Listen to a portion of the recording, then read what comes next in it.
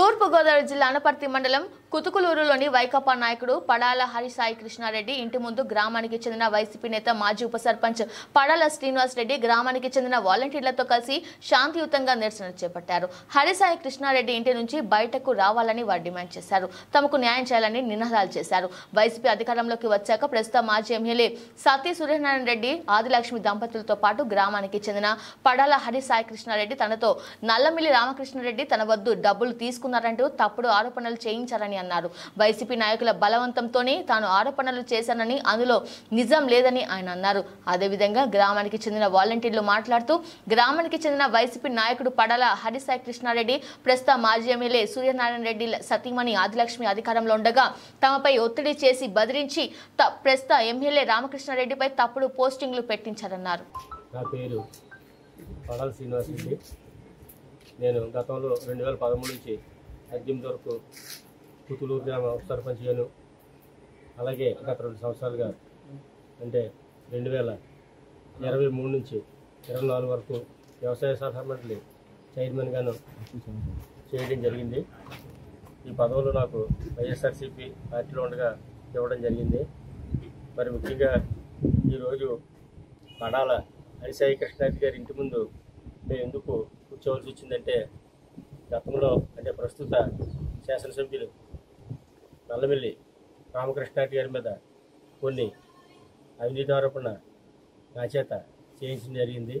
అదేంటంటే 18 లక్షల రూపాయలు మద్యం షాపుల నిమిత్తం ఆయనకి ఇచ్చానని చెప్పి నా చేత చెప్పడం జరిగింది. మరి ఆ రోజు నేను ఎందుకు చెప్పానంటే, గతంలో నేను అంటే వైఎస్ఆర్సీపీ అధికారంలోకి వచ్చాక నేను కుతులూరు గ్రామంలో కొన్ని పనులు చేయడం జరిగింది. వాటి యొక్క బిల్లులు కూడా రావాల్సి ఉంది అప్పట్లో. అలాగే మరి పడాల హరిసాయి కృష్ణారెడ్డి గారికి నాకు కొన్ని లావాదేవీలు ఉండి నా చెక్కులు కొన్ని నోట్లు కూడా ఆయన దగ్గరే ఉండిపోవడం జరిగింది. మరి ఆయన చేసిన ఒత్తిడి వల్ల నన్ను ఇబ్బంది పెట్టడం వల్ల ఇది చెప్పకపోతే బిల్లులు ఎక్కడ ఆపేస్తారు, అలాగే నా చెక్కులు నోట్లు ఉండిపోవడం వల్ల, అలాగే ఆయన దగ్గర నాకు సొమ్ము కూడా రావాలి, అవన్నీ ఎక్కడ నిలుపుదల చేసేస్తారని చెప్పి మరి ప్రస్తుత శాసనసభ్యులు నల్లమిల్లి రామకృష్ణారెడ్డి గారు ఇలాగ అవినీతి చేశారని చెప్పి నేను ఆయన ఒత్తిడి మేరకు నేను చెప్పడం జరిగింది. మరి ముఖ్యంగా ఏంటంటే, అప్పుడు కూడా అప్పుడు శాసనసభ్యులు సత్యనారాయణ గారు వారి సతీమణి శ్రీమతి ఆదిలక్ష్మి గారు కూడా నాకు ఫోన్ చేసి ఇలా చెప్పాలని చెప్పి నొక్కి చెప్పడం జరిగింది. దానివల్ల నేను చెప్పడం జరిగింది. మరి 13 నుంచి 18 వరకు నేను ఉప సర్పంచ్గా ఉండగా అప్పుడు శాసనసభ్యులుగా నల్లమిల్లి రామకృష్ణారెడ్డి గారు ఉండటం జరిగింది. వారి హయాంలో కూడా నేను గ్రామాన్ని అభివృద్ధి పదంలో తీసుకెళ్ళాను తప్ప ఎక్కడా కూడా అభివృద్ధి విషయంలో కానీ ఏ విషయంలో కానీ అప్పుడు కూడా ఆయన మమ్మల్ని ఏ ఇబ్బంది పెట్టలేదు. మరి అప్పుడు ప్రస్తుతం ఆయన ఎమ్మెల్యే అయ్యాక మరి నేను ఇలాగనే తప్పుడు అవినీతి ఆరోపణ చేశానండి అని చెప్పి నేను వెళ్ళి ఆయనకి చెప్పుకోవడం జరిగింది. మీ మీద లేనిపోయిన ఆరోపణలు చేశాను నేను, మరి నన్ను ఇలాగ ఇబ్బంది పెట్టారండి అని చెప్పుకోవడం జరిగింది. మరి నేను ఒకటే అడిగాను ఈ పడాల హరిసాయి కృష్ణారెడ్డి గారిని, నువ్వు నా మీద ఇలా తప్పుడు ఆరోపణలు చేయించావు కాబట్టి నువ్వు బయటకు వచ్చి నాకు ఈ సమస్యను పరిష్కరించగాలి, లేకపోతే నేను ఇప్పుడు అధికార పార్టీ అంటే రామకృష్ణారెడ్డి గారు నన్ను ఇబ్బంది పెట్టలేదు, కానీ నేను నా మనస్సాక్షిగా నేను చెప్పలేదు కాబట్టి నేను మనస్సాపుతో నేను జీవిస్తున్నాను కాబట్టి 20 రోజుల నుంచి కూడా నాకు న్యాయం చేయమని చెప్పి నేను సాయి గారి గత 20 రోజుల నుంచి కొంతమంది పెద్దల ద్వారా ఫోన్ చేయించడం జరిగితే ఆయన అదిగిదిగా అంటున్నారు తప్ప ఇంతవరకు కూడా ఎటువంటి సమాధానం ఇవ్వలేదు.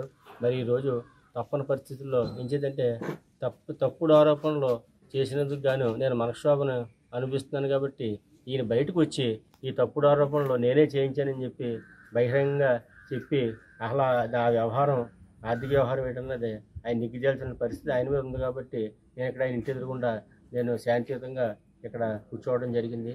మరి ఆయన కూడా ఇందాక ఫోన్ చేస్తే కూడా నేను లేని విజయవాడలో అని చెప్పడం జరిగింది. మరి ఏం చేద్దంటే ఆయన నాకు న్యాయం చేయకపోతే నేను ఎక్కడే కూర్చొని 2 రోజులైనా 3 రోజులైనా 8 రోజులైనా ఎక్కడే కూర్చొని ఈ సమస్య తీర్చుకుని నేను వెళ్తానని చెప్తున్నాను. అలాగే మరి నేను గతంలో చేసిన తప్పుడు ఆరోపణలకు నేను గౌరవ శాసనసభ్యులు నల్లమిల్లి రామకృష్ణారెడ్డి గారిని క్షమించమని చెప్పి నేను ఈ మీడియా ముఖంగా నేను ఆయన్ని వేడుకుంటున్నాను. 2021లో వాలంటీర్ వేసి జాయిన్ అయిన కొత్తలో సాయి గారు డాక్టర్ గారు సైన్ అని చెప్పేసి గ్రూప్ ఏర్పాటు చేయడం జరిగింది.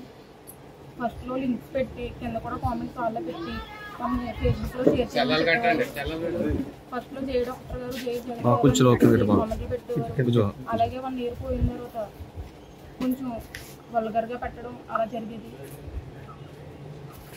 అది మేడం గారు కూడా వేరే గ్రూప్ క్రియేట్ చేసి నన్ను సోషల్ మీడియాలో యాడ్ చేస్తానని చెప్పేసి వేరే లింక్ నాకు పెట్టారండి. అది నేను ఫేస్బుక్లో యాడ్ చేశాను. అది షేర్ చేసి నేను తప్పు కాబట్టి రామకృష్ణారెడ్డి గారు ఎమ్మెల్యే అయిన రామకృష్ణారెడ్డి గారి దగ్గరికి వెళ్ళి తప్పు అయిపోయింది క్షమించాను అని చెప్పేసి నేను రామకృష్ణారెడ్డి దగ్గరికి వెళ్ళి చెప్పానండి. అక్కడికి వెళ్ళి అలాగే సాయి గారికి కూడా ఫోన్ చేశాను. నాకు ఏం రెస్పాండ్ అవ్వలేదండి. కేసు పెడతామని కూడా చెప్పి నేను సాయంత్రం వెళ్ళి కేసు పెట్టడం జరిగింది అనపర్తిలోని. కేసు ఏమని పెట్టా ఎవరి మీద పెట్టాము? సాయి గారి మీద, మాజీ ఎమ్మెల్యే అయిన డాక్టర్ సతీ సూర్యనారాయణ గారి భార్య మీద కేసు పెట్టడం జరిగిందండి. ఇలాగ తప్పుడు ఆరోపణలు ప్రస్తుత ఎమ్మెల్యే అయిన రామకృష్ణారెడ్డి గారి మీద పెట్టారని చెప్పేసి నేను నిన్న సాయంత్రం వెళ్ళి కేసు పెట్టడం జరిగిందండి.